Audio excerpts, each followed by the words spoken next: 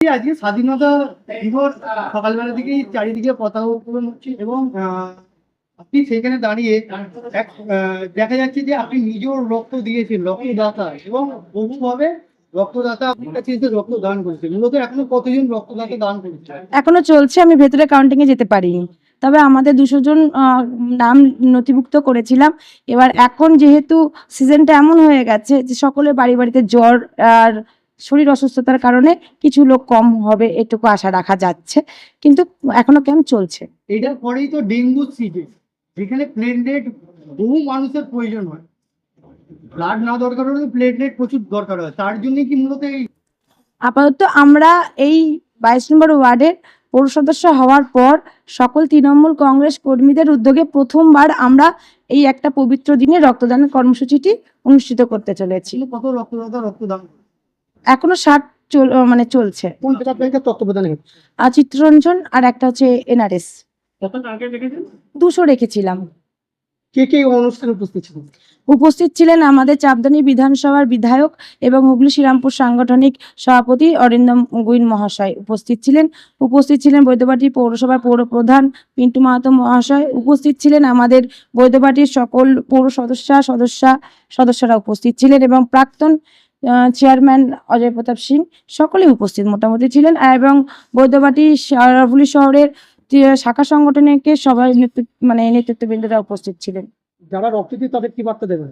যারা রক্ত দিয়েছেন আজকে স্বাধীনতা দিবস উপলক্ষে, যারা স্বেচ্ছায় রক্তদান দিয়েছে, তা আমাদের 22 নম্বর ওয়ার্ডের সকল কর্মী এবং 22 নম্বর ওয়ার্ডের সকল ব্যক্তিদের তরফ থেকে জনগণের উদ্যোগে, এবং সকলকে বলবো এরকম স্বেচ্ছায় রক্তদান অনুষ্ঠানটা সাফল্য করার জন্য, এবং সকলে যে কাঁধে কাঁধ মিলিয়ে এই অনুষ্ঠানটা সফল হয়েছে তার জন্য ধন্যবাদ জানাবো না, আমিও নিজেই একজন কর্মী, তাদেরকে বলবো এরকম কাজে যেন আপনারা এগিয়ে আসেন, আমরা যেন আপনাদের পাশে থাকতে পারি।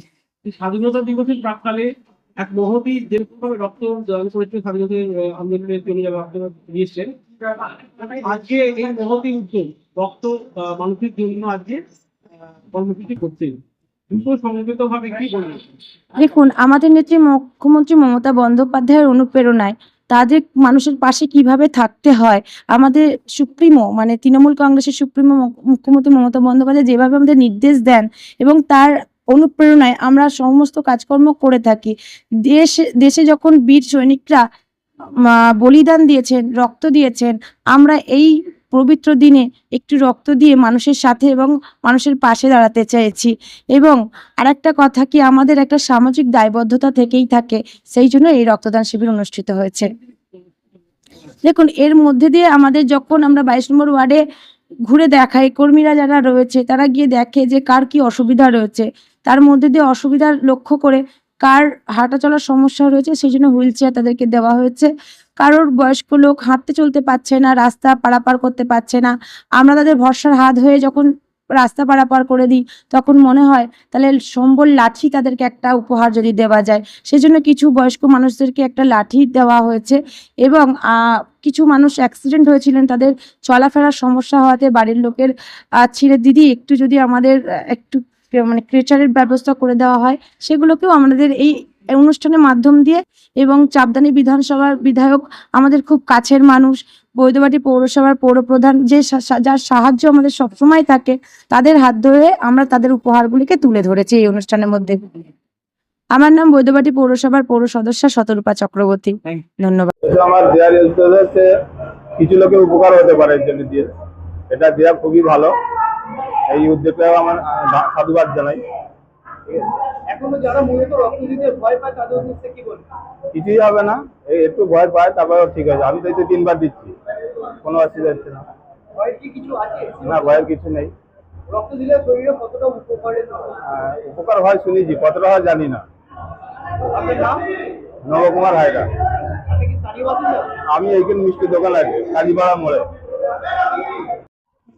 হ্যাঁ, আমার খুবই ভালো লাগছে, আমি রক্ত দিতে ভালোবাসি, আগে অনেকবার দিয়েছি, 10-15 বারের বেশি হয়ে গেছে। না, আমাদের কোনো ভয় নেই, আমরা অনেকবার দিয়েছি।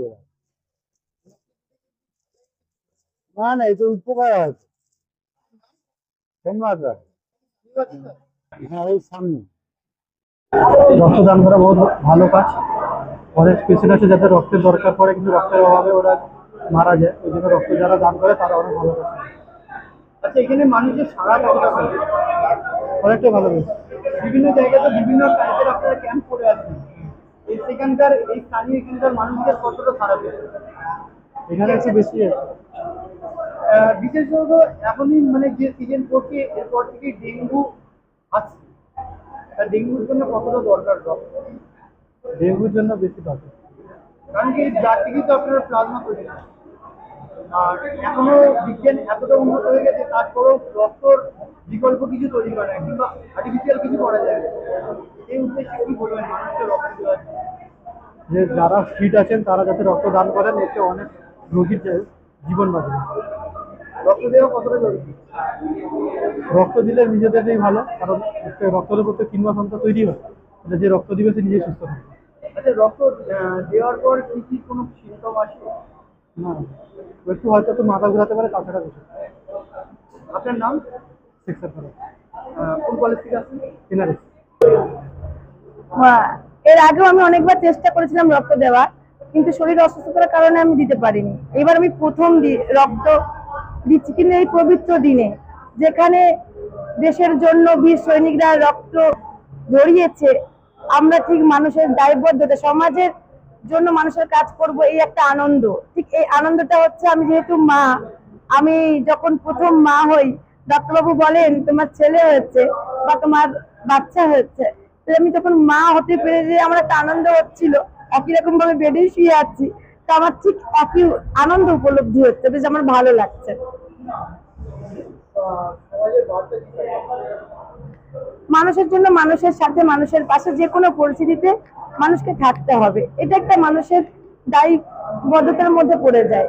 তাই মানুষের জন্য মানুষের পাশে এসে থাকুন। এখন এটা একটা অন্যরকম সুখ। মানুষকে সুখ খুঁজতে গেলে কিছু করতে হয় না, মানুষের পাশে কাজ করলে একটা আনন্দ সুখ পাওয়া যায়। ঘরে শুয়ে যে সুখ না পাওয়া যায়, মানুষের সাথে কাজ করলে দেখবেন একটা আনন্দ অনুভূতি অন্যরকম। সে সুখের ভাগ আপনি কাউকে দিতে পারবেন না, কিন্তু নিজের মধ্যে রাখতে পারবেন।